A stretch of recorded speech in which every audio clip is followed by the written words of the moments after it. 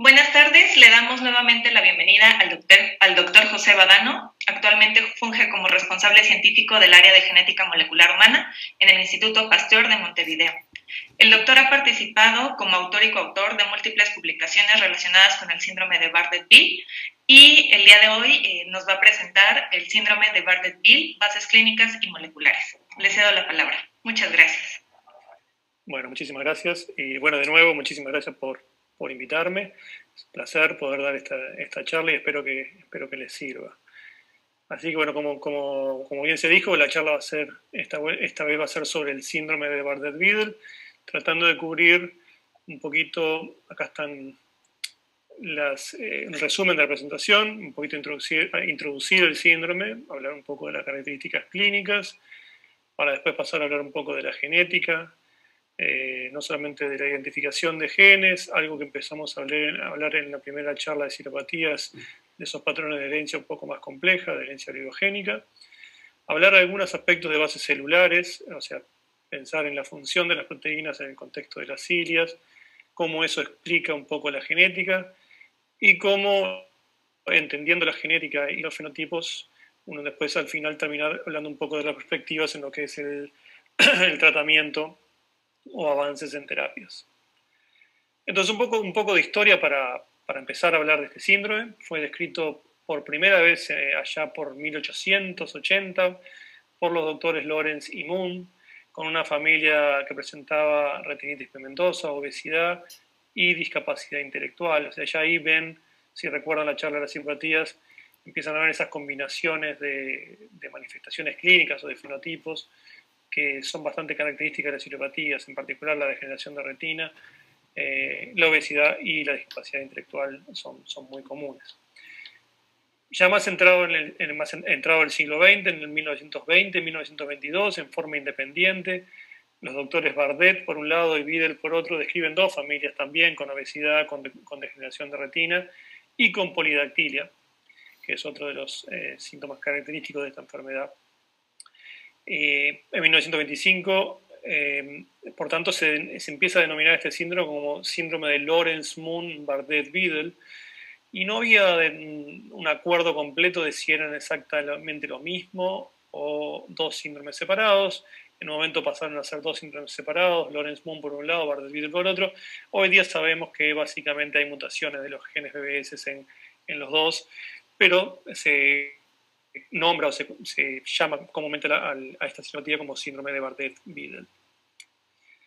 En cuanto a características clínicas, como les decía hoy en la charla más temprano, es uno de los síndromes más pleiotrópicos, una de las citopatías más pleiotrópicas. Esto quiere decir que tiene múltiples órganos y sistemas afectados. Y entonces uno tiene características que uno llama primarias y secundarias, no secundarias porque no sean o no afecten significativamente en la calidad de vida de los pacientes, sino esta diferenciación es más bien basado en la prevalencia de estas patologías. Entonces, dentro de las características principales o primarias está la degeneración de retina, está la polidactilia, que puede aparecer tanto en 4 miembros como en los miembros superiores, miembros inferiores, y ahí están un poco los porcentajes de prevalencia de cada una de las características clínicas. Obesidad es altamente penetrante en este síndrome, algunas malformaciones a nivel genital, anomalías renales, incluyendo la formación de quistes renales y dificultad de aprendizaje, que serían de las primarias. Y dentro de las secundarias, como les decía, que no refiere a impacto sobre la calidad de vida, tenemos dificultades en el habla, retrasos en el desarrollo, diabetes, anomalías dentales y en el paladar, como se ve acá, paladar alto, ataxia, anosmia, o sea, la falta de olfato. Entonces acá de alguna manera vemos algunas de esas características.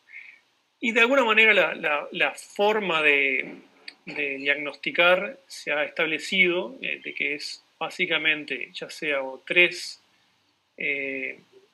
características principales y algunas de las secundarias o 4 características principales.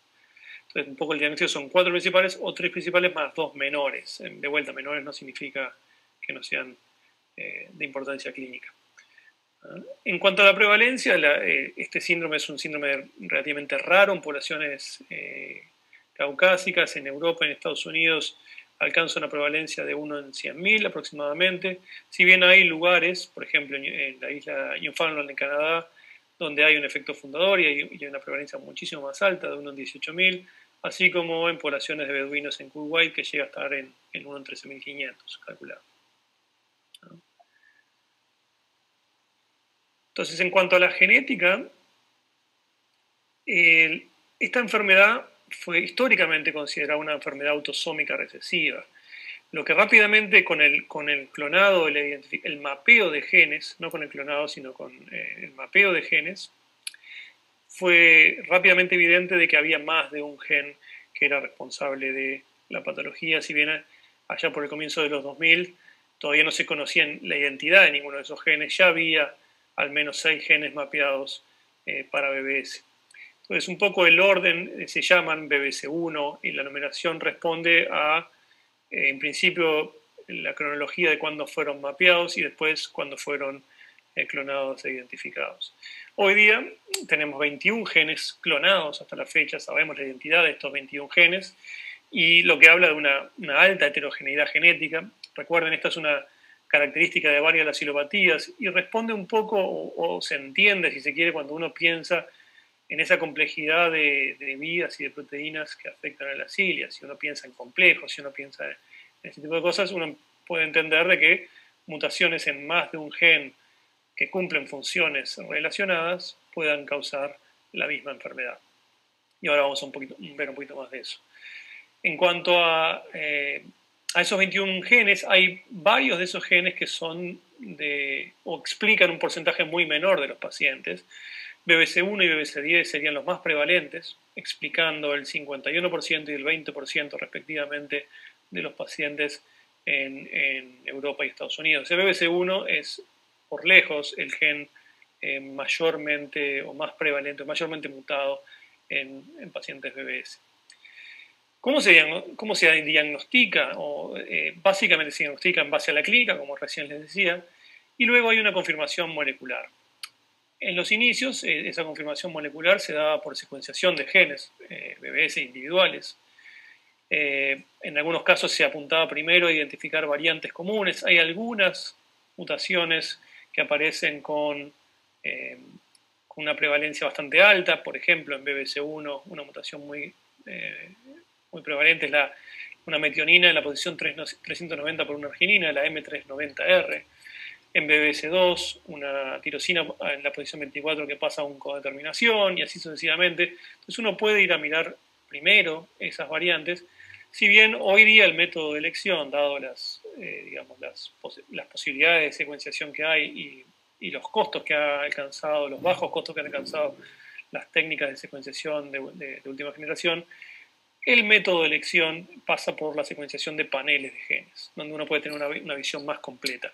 Y de esa manera, además, también tener información de lo que hablábamos más temprano de la carga mutacional, o sea, tener no solamente encontrar el gen causal, el gen principal, por lo general existe uno de ellos en cada familia o en cada paciente, sino también poder encontrar variantes en otros genes que puedan estar colaborando o modulando la presentación de la enfermedad.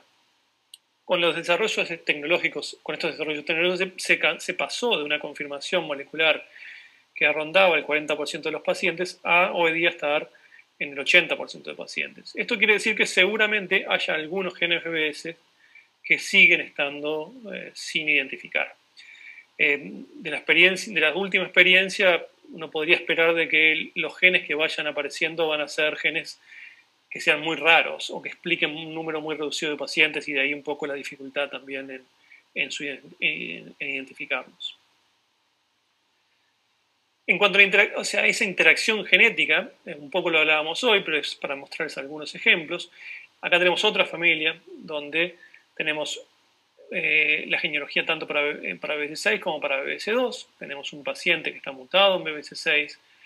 La mutación es compartida en heterocigosis, es compartida por la hermana no afectada, pero a su vez el afectado tiene 2 mutaciones en BBC2 que no es compartida por la hermana. O sea, este tipo de situaciones en donde tenemos hermanos dentro de una misma familia que comparten algunas mutaciones, pero no todas, y eso hace o por lo menos es una de las diferencias que puede explicar la falta de penetrancia. Es algo que se ve en varias familias BBS, se ha visto en varias familias. Por ejemplo, acá tenemos otra, donde tenemos una mutación que está heredada por estos dos pacientes. A su vez, estos dos pacientes tienen una tercera mutación. En este caso, si uno no mira este lado o no hubiéramos secuenciado BBC2, este patrón es perfectamente compatible con una enfermedad autosómica recesiva, donde tenemos dos padres heterocigotas para una mutación y ambos individuos afectados en la progenie son homocigotas. Sin embargo, tienen una tercera mutación, que en este caso no es causal, pero no podemos descartar de que no esté aportando al fenotipo. Y este es un poco el pedigrí que les mostraba hoy más temprano en la primera charla, que es como el más gráfico, si se quiere, porque las diferencias son muy notorias. Hay muchos más casos como este, donde hay terceras mutaciones o inclusive más, que es difícil de interpretar cuál es su aporte a la causalidad. En este caso particular queda más claro, porque además de que hay una diferencia muy notoria entre individuo afectado y no afectado, se trata de tres mutaciones que en todos los casos son de pérdida de sentido, o sea, son genes que codifican proteínas truncadas, o sea que no hay lugar a duda en cuanto a la patogenicidad de esas mutaciones. En el caso anterior, por ejemplo, uno podría argumentar de que esto es una variante que no afecta la función de la proteína. Entonces, y uno se debería de basar en su presencia en poblaciones control o en la capacidad de tener algunos ensayos biológicos para testear si esa mutación es deleteria para la proteína o no. Pero es simplemente a modo de ejemplo para mostrarles que en varias familias BBS uno lo que empieza a ver son este tipo de patrones donde, si bien hay un gen principal, donde sigue ese patrón de herencia autosómica recesiva con dos alelos mutados, hay mutaciones en otros genes que pueden estar afectando la expresividad y la penetrancia del síndrome. Dicho sea de paso, entonces, esto hay una característica más de BBS que debo mencionar, que es que tienen una extensa variabilidad fenotípica. ¿Esto qué quiere decir? Que hay una extensa variabilidad en la presentación, tanto entre familias como intrafamilias.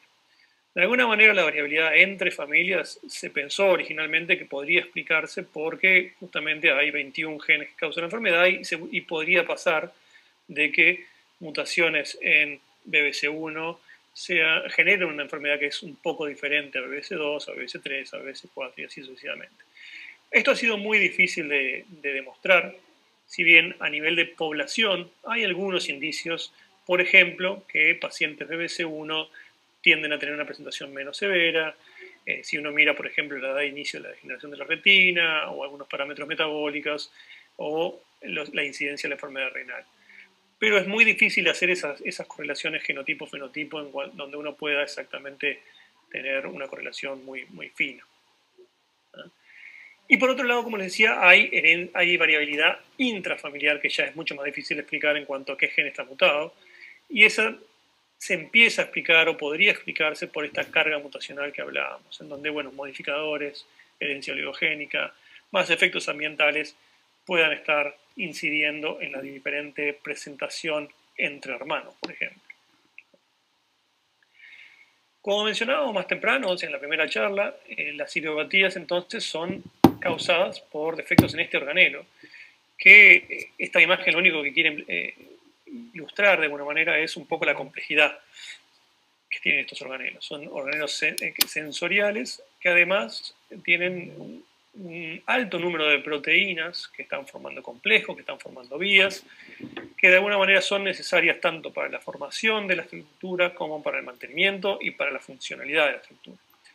Y muchas de esas vías, por ejemplo, las proteínas BBS o las proteínas de la zona de transición, de alguna manera todas afectan en mayor o menor medida la formación y estabilidad de la estructura. Entonces, de alguna manera, como pasa con todas las idiopatías, entender la base genética de BBS o del síndrome de Bardet-Biedl implica un poco entender cómo funciona este organelo y cómo interactúan todas estas proteínas que están codificadas por genes. O sea, cómo interactúan mutaciones en este grupo de proteínas con mutaciones en este otro grupo y sucesivamente. que de alguna manera eso sería lo que podría estar explicando el concepto que estábamos hablando hoy de carga mutacional, en donde, bueno, mutaciones en diferentes componentes, todos van a tener un impacto y de alguna manera suman a la hora de generar el fenotipo final.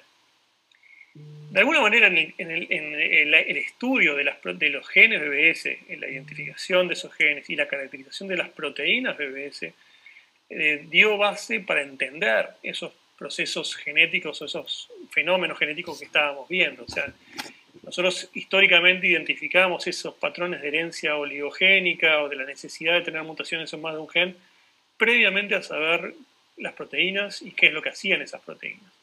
Entonces, de alguna manera, el haber encontrado que las proteínas BBS conforman complejos proteicos como el que se muestra acá, uno llamado el bebesoma, que es un complejo de 8 proteínas BBS, empieza a darle una base biológica a ese tipo de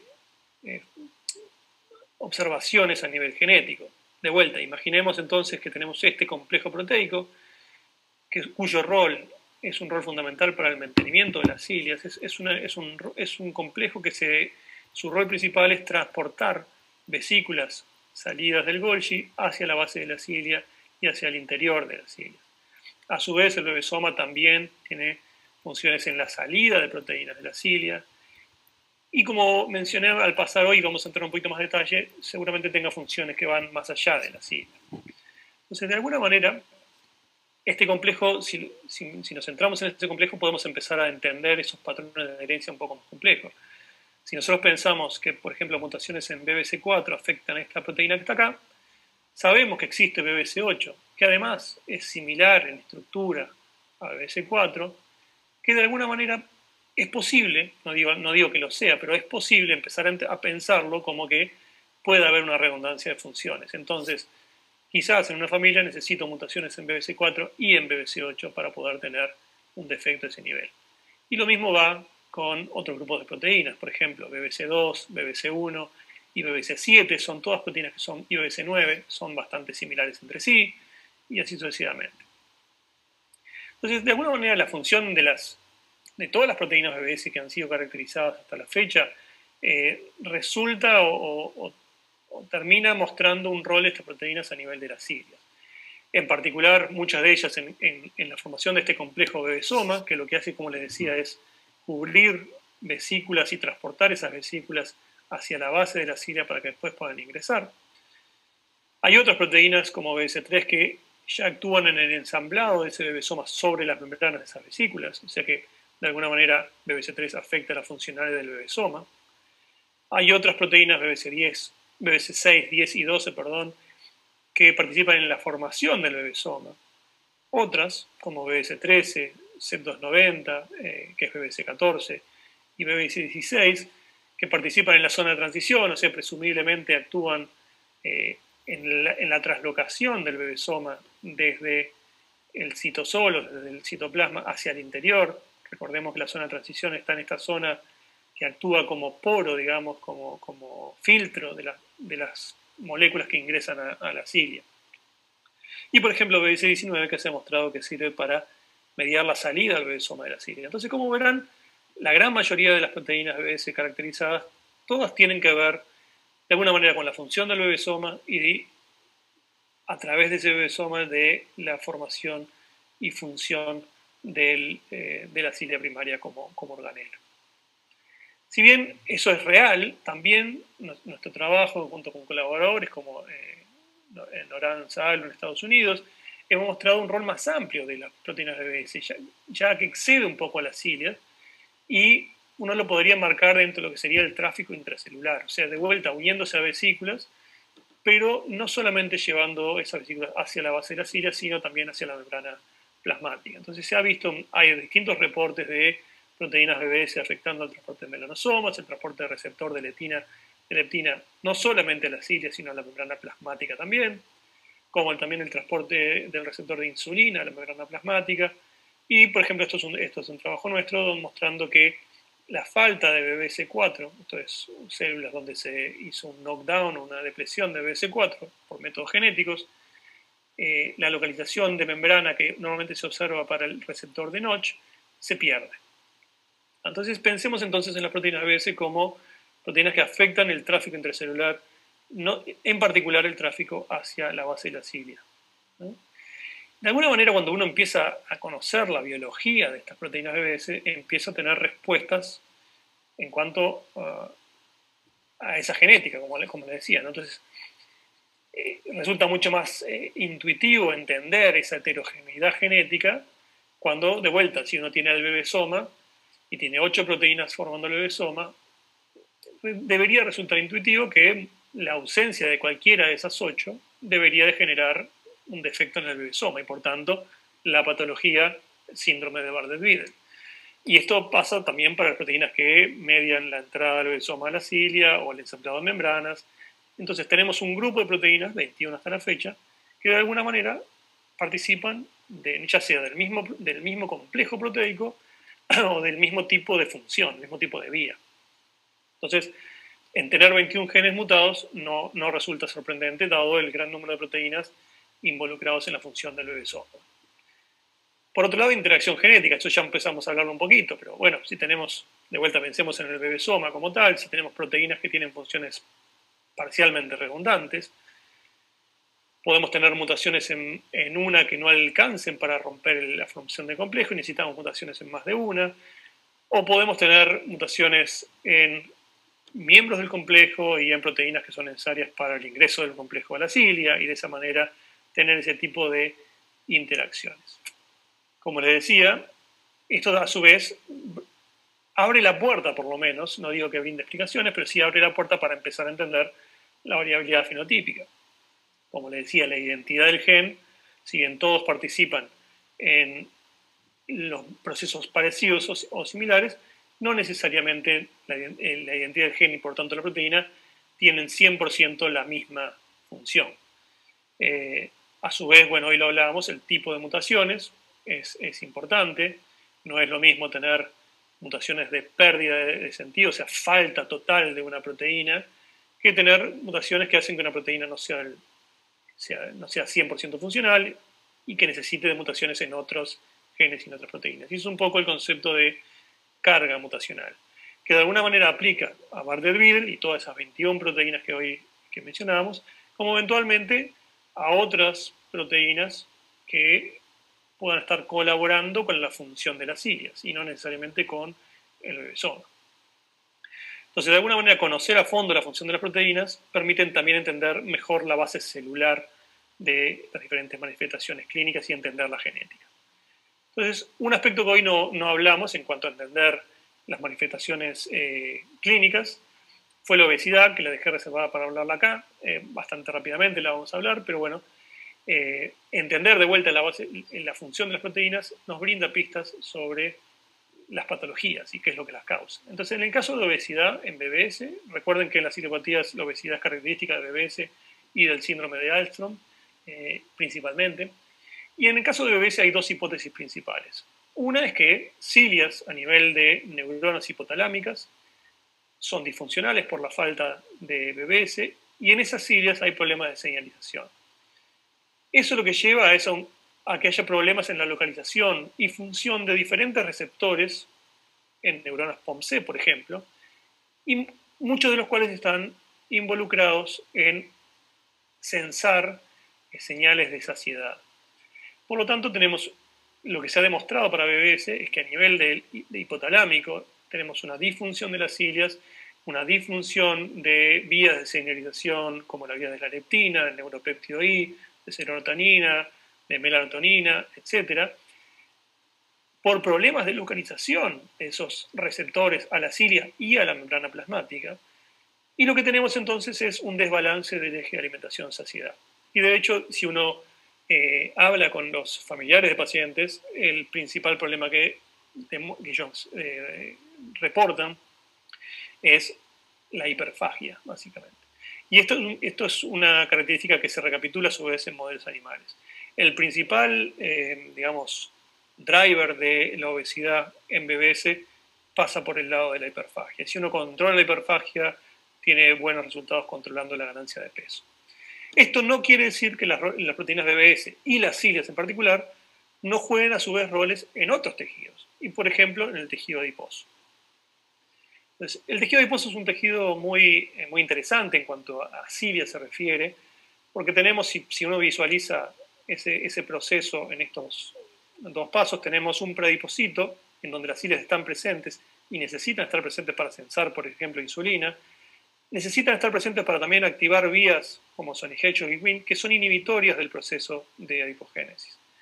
Pero una vez que la adipogénesis comienza, esas cilias tienen que ser reabsorbidas para liberar esa inhibición de estas dos vías, y a su vez hay otras vías que son favorecedoras de la adipogénesis. De alguna manera, entonces, les voy a mostrar algunos resultados de nuestro grupo para mostrarles un poco la importancia de entender a fondo la función de las proteínas. No solamente a nivel del bebesoma, en el caso de los bebés, sino que, por ejemplo, nosotros detectamos una interacción física entre BBC4, una de las proteínas de BBS, y folistatin-like 1. Esta proteína es una proteína secretada, que a su vez es regulada por vías dependientes de cilias, y vimos que BBC4 no solamente interactúa físicamente con folistatin, que es lo que se ve acá, y de esa manera la detectamos, sino que cuando uno depleta BBC4 por métodos genéticos, tiene como resultado un descenso en los niveles de folistatin, tanto a nivel intracelular como a nivel del sobrenadante. Es una proteína secretada, como les decía. Folistatin ha sido vinculada a un número de procesos, incluyendo desarrollo, inflamación, regeneración cardíaca, y ha sido propuesto como marcador de preadipocitos, porque justamente sus niveles bajan durante la adipogénesis. Está alta en preadipocitos y baja luego en la adipogénesis. Entonces, si uno empieza a incorporar en ese modelo un poquito más, en preadipocitos tenemos folistatin alto, las BBS alto, y después en el proceso las cilias tienen que bajar, y folistatin sabemos que baja. De hecho, sabemos que las BBS también bajan. Entonces, con nuestros estudios también logramos ver de que esta nueva proteína, folistatin, es un nuevo regulador de la ciliogénesis. Esto simplemente cuando uno, mira el largo de cilia, lo que ve es que las cilias, cuando uno noquea folistatin, ese largo de cilias se acorta. Y lo interesante es que ese largo de cilias a su vez se recupera si uno provee en el medio, por ejemplo acá, de folistatin recombinante, mostrando de que esa regulación de las cilias se da por la proteína secretada. Entonces, de alguna manera, en ese modelo de diferenciación tenemos dos fases. Una primera fase donde las cilias tienen que estar presentes y los niveles de BBC4 y folistatin son altos, y una fase donde las cilias tienen que bajar y los niveles de folistatin también bajan. ¿No? Esas dos fases. Y esas dos fases lo que demostramos nosotros es que también son importantes. Voy a pasar rápido acá porque quiero llegar a la parte de terapia sin quedarme de tiempo. Pero bueno, si uno noquea folistatin en el comienzo, lo que ve es que las cilias no solamente ya son más cortas, cuando deberían ser largas, sino que después no se acortan cuando el proceso de diferenciación arranca, que es lo que normalmente uno ve en situaciones controles. En situaciones controles ve que baja el número de cilias y las cilias se acortan. En ausencia de folistatin eso no sucede. Y eso termina viendo, prestemos atención a esta parte de acá, simplemente esto es un marcador que tiñe lípidos, y lo que ve es que uno, cuando ve células control y células inducidas, o células control y células inducidas, en los controles tenemos un nivel alto de diferenciación que se pierde cuando noqueamos folistatin. Y lo mismo pasa cuando yo no dejo de que folistatin baje. También se pierde esa diferenciación. Y todo esto lo hace regulando cilias. Entonces, para completar un poquito más ese modelo, tenemos situaciones en donde los predipocitos tienen cilias altas, necesitan de folistatin, necesitan de las BBS, para además de responder a insulina, pueden inhibir sonic-Hedgehog y Wnt, y luego en el proceso las cilias bajan, seguramente porque las BBS y folistatin bajan, y esto influye en la bajada de las cilias. Menciono esto a su vez porque es importante entender la función de las proteínas BBS para poder entender los fenotipos de las ciliopatías.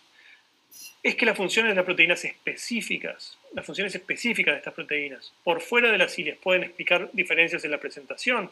Por ejemplo, resta saber si los defectos en folistatin son propios de BBS4 o de otras proteínas BBS. Eso podría estar explicando, por ejemplo, problemas o variabilidad interfamiliar. A su vez, el defecto en folistatin, en este caso, podría ser característico de BBS. Y ejemplos de este podrían explicarnos diferencias, por ejemplo, de la representación entre dos ciliopatías similares. O sea, ¿es la obesidad en Alström y BBS igual? Sabemos que no lo es, no tengo tiempo de entrar en detalles, pero problemas como este, de que proteínas BBS tengan ciertas funciones que no son solamente regular las cilias, como va a ser también la proteína de Ahlström, puedan ser las que son el diferencial entre los dos síndromes. Y bueno, de alguna manera, para ir cerrando esta charla, charlar un poquito de lo que es el manejo actual y la parte de terapias. La parte del manejo actual de los pacientes es un tratamiento sintomático, donde básicamente se tratan la diabetes, la hipertensión, el síndrome metabólico, se trata de minimizar el impacto sobre ojos y riñones, que ya están bastante comprometidos. En algunos casos el control de peso pasa por cirugía bariátrica, pero como les decía, la dieta es lo más efectivo. Idealmente, y esto en el Reino Unido se ha llevado a cabo muy exitosamente, es atender a estos pacientes en forma multidisciplinaria con paneles, digamos, de diferentes disciplinas. En cuanto a terapias, hay dificultades para llevar a terapias el alto número de genes. Hay mutaciones que son privadas, o sea, que aparecen en una sola familia, la genética compleja que hablábamos, generar una terapia que perdure en el tiempo, disponibilidad de modelos, que los modelos no siempre recapitulan todas las presentaciones de la enfermedad. Dicho esto, han habido avances en terapias con base genética, génica en particular, reemplazo de genes. Se ha intentado en lo que es la degeneración de retina en algunos modelos animales y resulta prometedor. Hay la terapia de read-through o de saltearse las mutaciones sin sentidos, o sea, usar pequeñas moléculas para que el ribosoma, cuando encuentra un cono de terminación prematuro, pueda saltearlo y codificar una proteína. Se está usando también y promete también. Terapias que usan oligos para saltear exones con mutaciones a nivel del ARN mensajero y de esa manera levantar los niveles de proteína también se están empezando a utilizar, y la edición genómica también tiene resultados prometedores. Por ahora no hay nada, pero empieza, no hay nada ya establecido, pero empiezan a haber muchos datos interesantes en nivel preclínico y en modelos animales. Y terapias no genéticas farmacológicas, hay algunos agonistas de receptor de melanocortina, por ejemplo, para el tratamiento crónico de la obesidad, y esto es importante, que viene de la mano de conocer la base celular de la obesidad en bebés, que, como les decía, hay un trastorno del eje ingesta-saciedad. Y también hay algunos ejemplos de redireccionamiento de drogas, como el ensayo de rapamicina en pesebra para la enfermedad de riñón. Entonces, para ir dejando, y me pasé un par de minutos, bebés entonces es una citopatía altamente pleiotrópica, de una genética compleja. Cuando uno empieza a entender la función de las proteínas, empieza a entender esa genética compleja, y empezamos a ver roles de estas proteínas tanto a nivel de la cilia como fuera de esos roles, que también pueden ser importantes para entender, sobre todo, matices entre citiopatías, a su vez entender también la variabilidad entre e intrafamiliar. Y bueno, definitivamente entender a fondo la genética y la biología serán fundamentales para entender o para intentar diseñar nuevas terapias. Y bueno, con esto los dejo, habiendo pasado un par de minutos, así que disculpo por eso.